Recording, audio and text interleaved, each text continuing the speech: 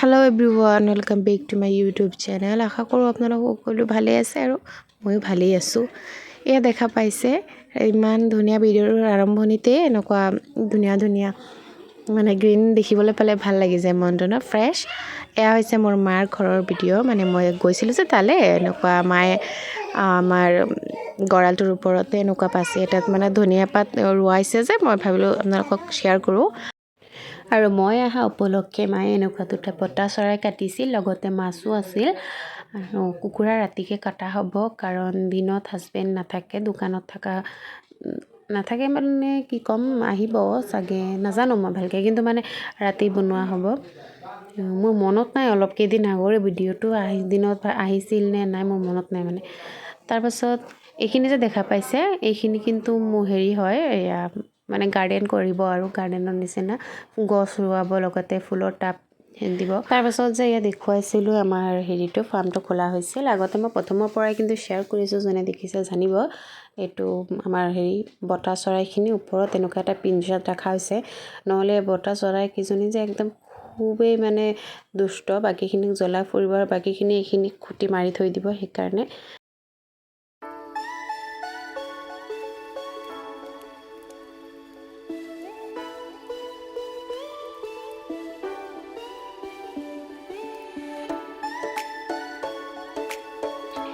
ফুলকেইপা এনেকৈ ফুলি থকা দেখা পালে মনটো জোৰ পৰি যায়, আৰু মই কেমেৰা বন্দী নকৰাকৈ মই থাকিবই নোৱাৰোঁ।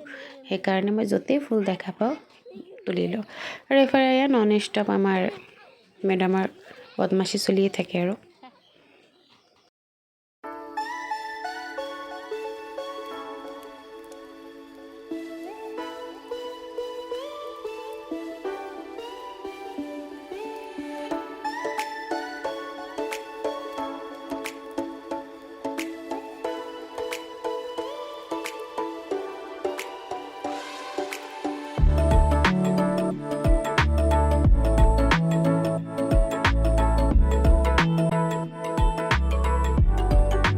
ভণ্টিৰ হাতত এনেকুৱা এটা ব্ৰাইডেল মেহেন্দি ডিজাইন ট্ৰাই কৰিছিলোঁ। আগতো আহিলে কৰোঁ, দেখা পাইছে আপোনালোকে, মোৰতো প্ৰায় হয়। মই আহিলে তাই এনেকৈ মেহেন্দি লগাই ভাল পায়। কেনেকুৱা হৈছে জনাব।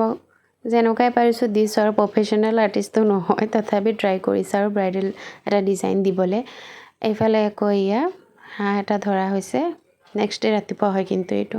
হাঁহটো এতিয়া কাটিব আমালৈ। এই চাওক ভণ্টিৰ হাতৰ কালাৰটো মই ভাবিলোঁ তাইক দেখুৱাই দিওঁ, ইমান ধুনীয়া ডিপ কালাৰ আহিছে, ডাৰ্ক আহিছে কালাৰটো। এতিয়া এনেকুৱা, পিছলৈ একদম ক'লা হৈ গৈছিলে।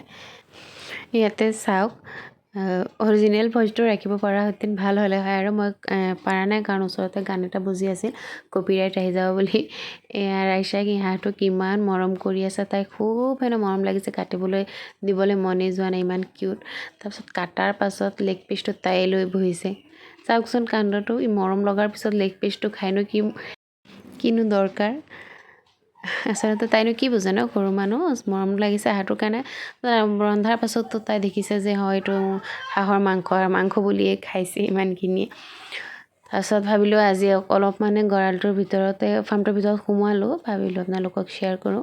এই মুৰ্গীকেইটা যে ইমান মস্ত মস্ত হৈছে, মুৰ্গী নহয় আচলতে এইবিলাক কুকুৰা হয়। একদম ওখ ওখ হৈছে, অৰিজিনেলটো দেখা পোৱা মানে ভালকৈ ধৰা পোৱা যোৱা নাই। আৰু কোয়েল বাঘখিনি, বতা চৰাইখিনি ইমানেই মানে বদমাছ, সিহঁতৰ ওচৰত গ'লে একদম মানে খুটিবলৈ দৌৰি আহে। কেমেৰাটো মই ওচৰত যে নিছোঁ, দৌৰি আহিছে খুটিবলৈ। তাৰপাছত এয়া হাঁহ খাম যেতিয়া আৰু কষ্ট অলপ কৰিবই লাগিব, বিনা কষ্টততো আৰু নোখোৱাই। এতিয়া হাঁহ বাচিবলৈ লাগি গ'লোঁ আমি দুজনীয়ে। আচলতে এনেকুৱা দিনত হাঁহ বাচিবলৈ খুব ভাল, কাৰণ ভিতৰত ক'লা নোমটো নহয়, জানেই আপোনালোকে। তাৰপাছত খাই বৈ আমি আজৰি হৈ অলপ ফুৰিবলৈ ওলাই আহিলোঁ। আৰু এনেকুৱা গাঁৱলীয়া পৰিৱেশ যিটো আৰু গাঁৱৰ, কোনে কোনে ভাল পায় বাৰু মোক জনাবচোন। আজিকালি পিছে দেখাই পোৱা নাযায়, খুব কম, একদম গাঁৱে ভূঞে মানুহ ভৰি গৈছে। ইয়াৰ পৰা যে সূৰ্যটো ইমান ধুনীয়াকৈ দেখা পোৱা যায়, মই ৰ'ব দেখুৱাই আছোঁ আপোনালোকক। তো চাওক, ব্লগৰ শেষ প্ৰান্তত মই আহি পৰিলোঁ। ভাল লাগিলে ডেফিনেটলি লাইক, কমেণ্ট আৰু শ্বেয়াৰ এণ্ড ছাবস্ক্ৰাইব।